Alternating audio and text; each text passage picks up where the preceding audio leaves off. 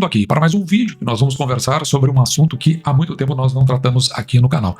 É sobre análise de cenário, que chega ao vídeo de 108. E é bem difícil de fazer uma análise de cenário, por isso que às vezes demora, né? Leva um tempo até a gente chegar numa conclusão e que aquilo ali realmente represente um olhar para o cenário.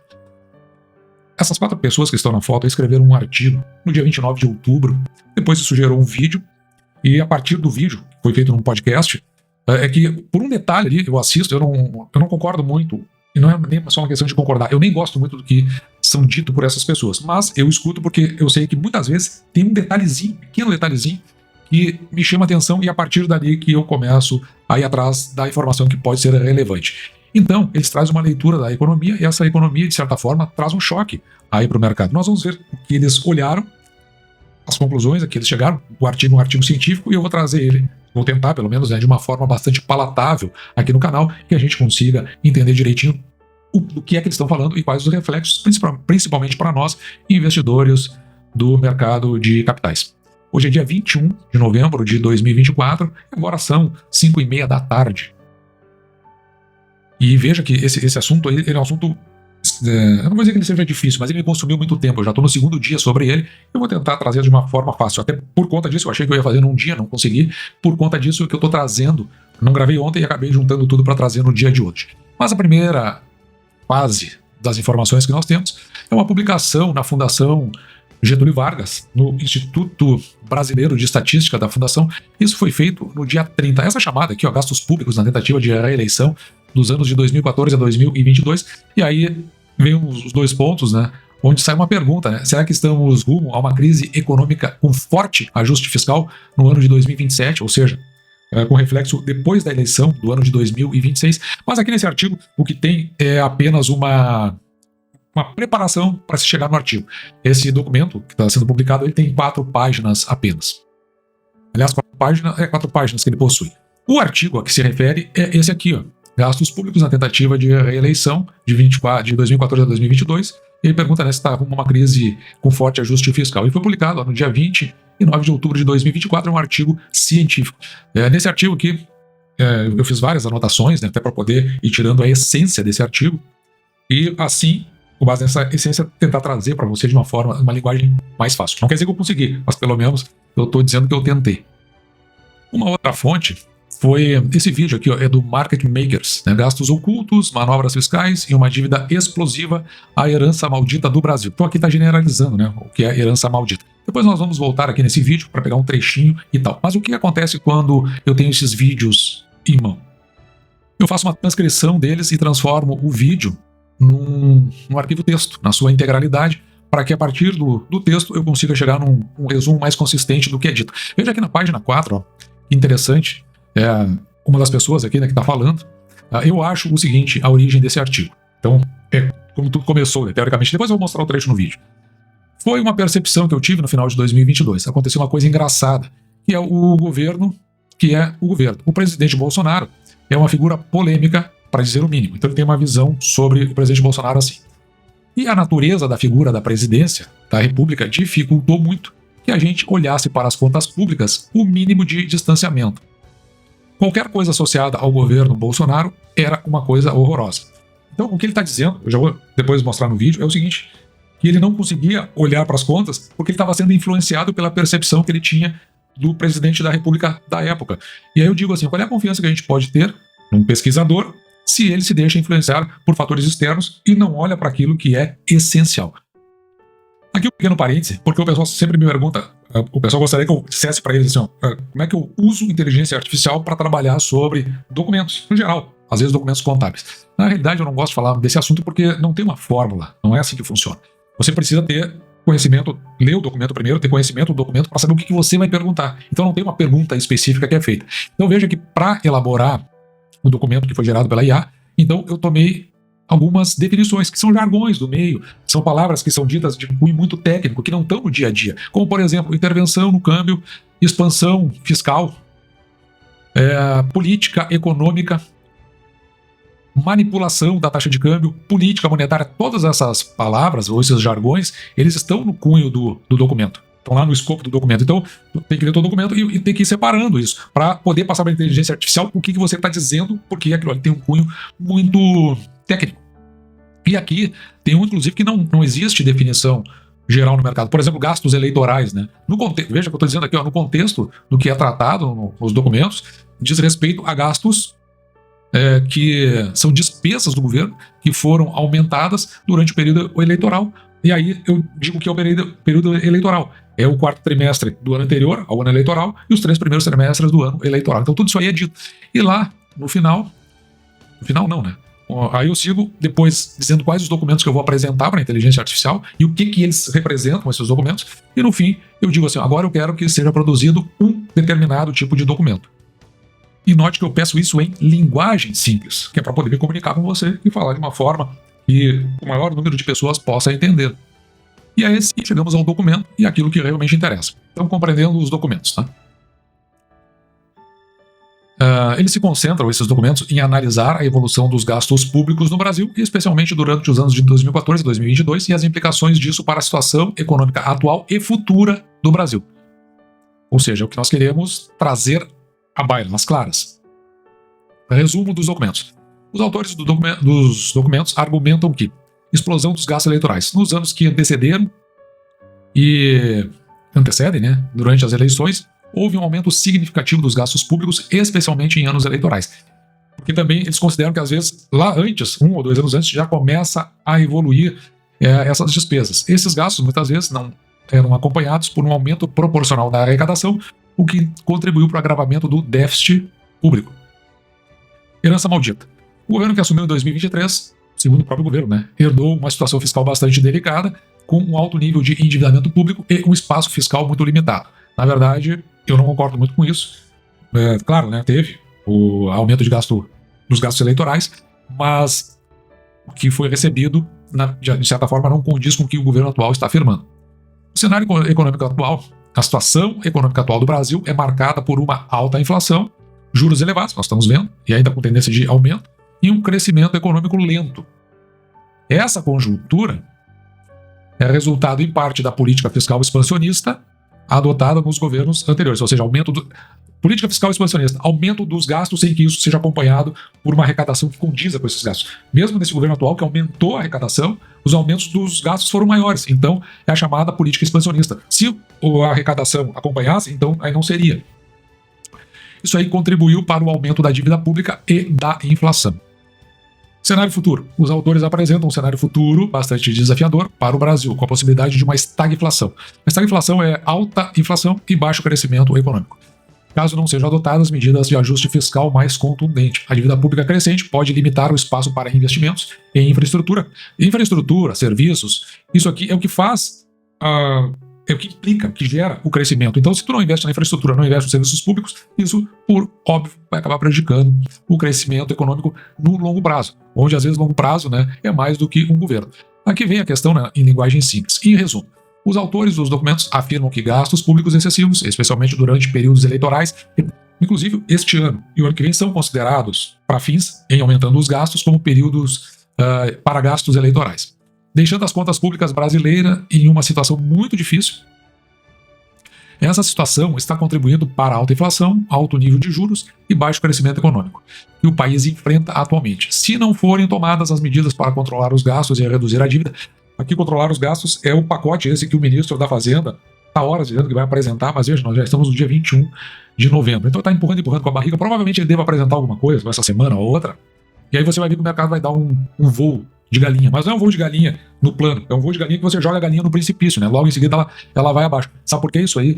Porque o Congresso, logo em seguida, ele entra em recesso, e aí só no ano que vem, para que o assunto venha à baila. Então veja que é uma situação ou um período bastante complicado.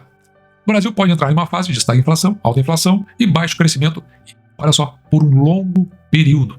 Então vamos ver alguns destaques aqui. Gastos eleitorais, aumento dos gastos públicos durante períodos eleitorais foi um dos principais fatores que contribuíram para o agravamento da situação fiscal do país. A dívida pública, a alta dívida pública é um dos maiores desafios. Desafios quer dizer o seguinte, a situação é crítica. Quando sempre que falar assim, é um grande desafio, é porque a situação é crítica. E a ideia ou possibilidade da estagflação, eu acredito do médio para o longo prazo. Então tem uma necessidade de o ajuste fiscal. Ou seja, ou reduz os gastos ou aumenta mais a arrecadação, que eu não sei de onde aí vai tirar, porque, inclusive, já se fez até piada sobre a taxação do governo. Lembra aqueles memes do Taxade? Considerações adicionais, outras variáveis. É importante ressaltar que a situação econômica do Brasil é influenciada por diversos outros fatores. Aí tem realmente a questão externa que pode trazer, né, ou até um prejuízo, ou de repente uma melhora. Vamos supor que comece a aumentar o pedido, né, ou a demanda por commodities. Então isso aí às vezes dá uma melhoradinha. Políticas públicas. Os autores dos documentos não apresentam propostas concretas de políticas públicas para resolver os problemas da economia brasileira. No entanto, eles enfatizam a necessidade de um ajuste fiscal. Bom, todo mundo quer um ajuste fiscal. Diversidade de opiniões. É importante destacar que existem diferentes opiniões sobre as causas da crise econômica brasileira e sobre as melhores políticas para superá-la. Aqui é porque as inteligências artificiais elas estão herdando toda uma linha woke, que a gente chama, que está vinculado com o progressismo. Então eles meio que dão uma passada de pano conforme o governo. E, bom, as opiniões diferentes normalmente advêm daqueles que são pró-governo e que estão vinculados ao partido do atual governo. Conclusão.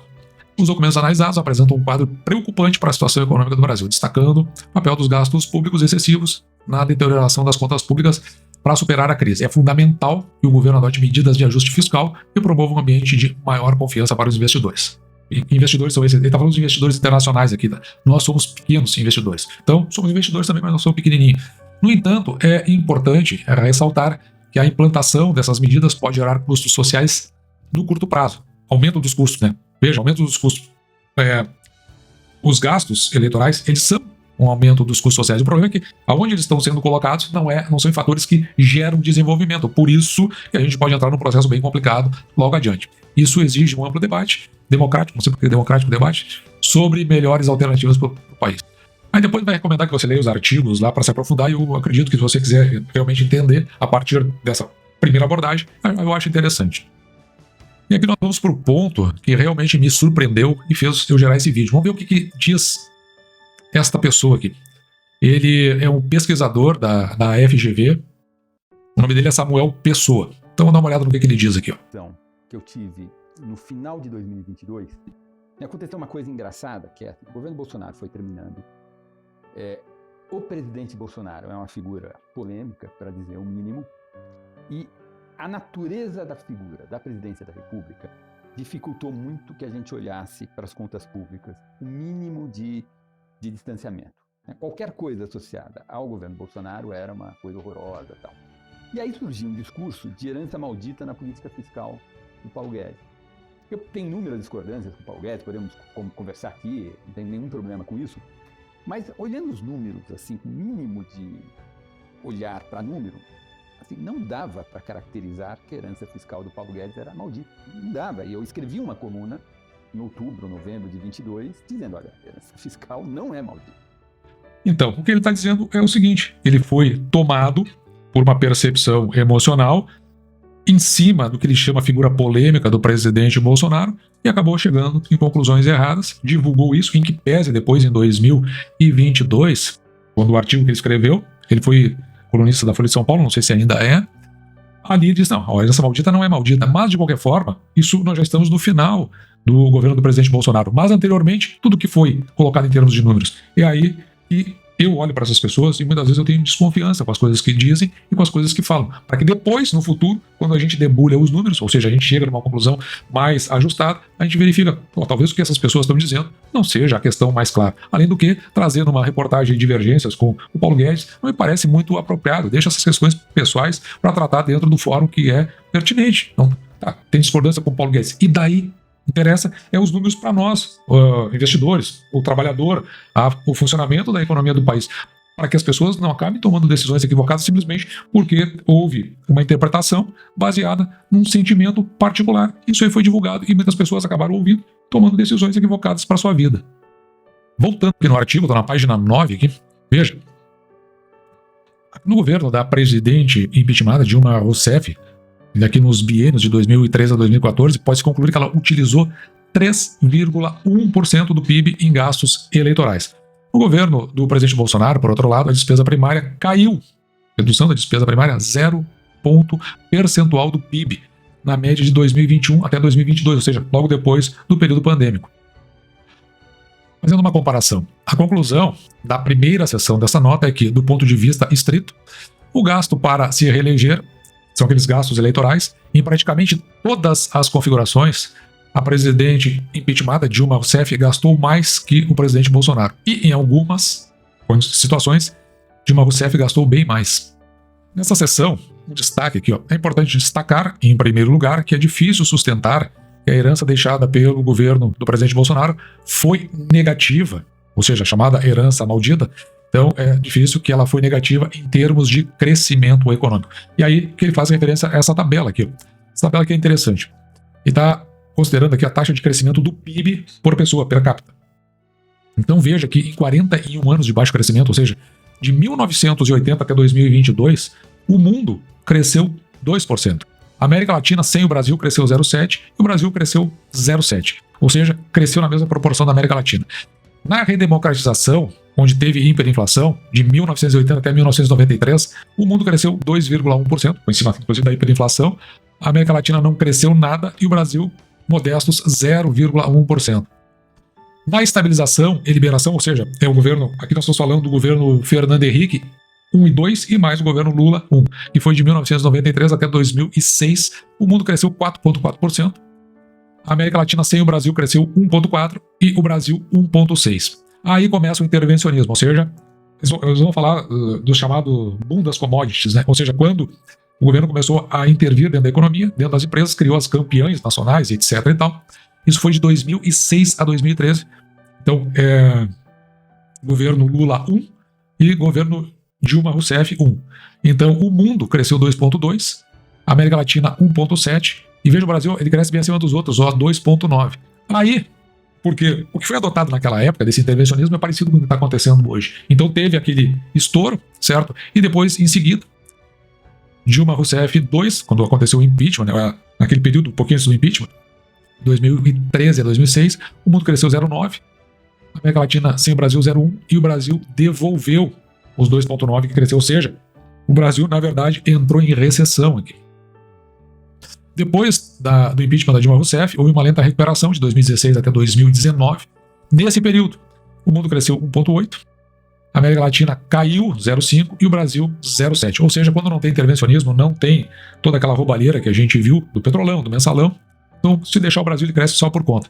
No período pandêmico, que eles chamam, vejo que agora é de 2019, 20, 21, 22, o mundo cresceu 1% com pandemia, nós estamos falando, com pandemia. Um país pobre, um país que não cresce há 41 anos, certo? Então, nesse período, o mundo cresceu 1%, a América Latina sem o Brasil 0,1%, e o Brasil quase cresceu como o resto do mundo em 0,8%. Então, aí os números, né? Sugiro que você leia o artigo, até para poder entender melhor do que a gente trata. E algo que você pode fazer é comparar aquelas notícias, aquela imagem que era passada à época, e quando a gente pega e debulha os números, sem ficar se deixando influenciar por ideais, ideologias ou até por filosofias. Então, a gente começa a ver puramente e a gente descobre que talvez as nossas opções de momento talvez também tenham sido que nem a do nosso pesquisador, que se deixou influenciar por o que ele chamou de figura polêmica, talvez, né? E assim acabamos indo para um caminho bastante estranho. O que parece, assim, eu não faço projeção, aliás, desculpa, eu não faço previsão, faço algumas projeções, elas são de curto prazo, 1 ano, às vezes 1 ano e meio, então eu não faria nenhuma previsão, mas da forma como as coisas estão acontecendo, elas são parecidas com coisas que aconteceram no passado, tem uma tendência de que a nossa bolsa continue sendo pressionada, empurrada. Se houver um aumento ou uma evolução dentro da nossa bolsa, provavelmente deve acontecer na apresentação do corte de gastos pelo ministro da Fazenda. Mas da forma como ele está concebendo, que a gente está entendendo, porque daí a gente precisa entender, saber assim, ó, o todo. Nós estamos no dia 21 de novembro. Deus que é presente agora, o Congresso entra em recesso. Isso aí só vai ficar para o ano de 2025, ou seja, é um indicativo de que o governo não está muito interessado nesse corte de gastos. Ele continua na mesma toada. Consequentemente, quando apresentado, isso pode dar um salto. É o chamado voo de galinha, e não é aquele voo de galinha no plano. É um voo de galinha que a gente joga a galinha do precipício. Depois a gente vai ver o que aconteceu com a galinha lá embaixo. Então é mais ou menos isso que está se desenhando na minha visão. Se vai acontecer ou não, eu não sei. Eu sei que entendo essa possibilidade de cenário, estou fazendo caixa, estou comprando bem aos pouquinhos, esperando o mercado ser pressionado, vendo aí que isso gera, como sempre gerou, em outras vezes no passado, oportunidades e aumentando a posição dentro dessas empresas que a gente considera mais consistentes num mercado tão esculhambado como é o mercado brasileiro. E dito isso, eu vou ficando por aqui, eu espero que você tenha gostado. Me despeço de você, desejando que você fique com Deus e deixando como sempre o meu grande abraço.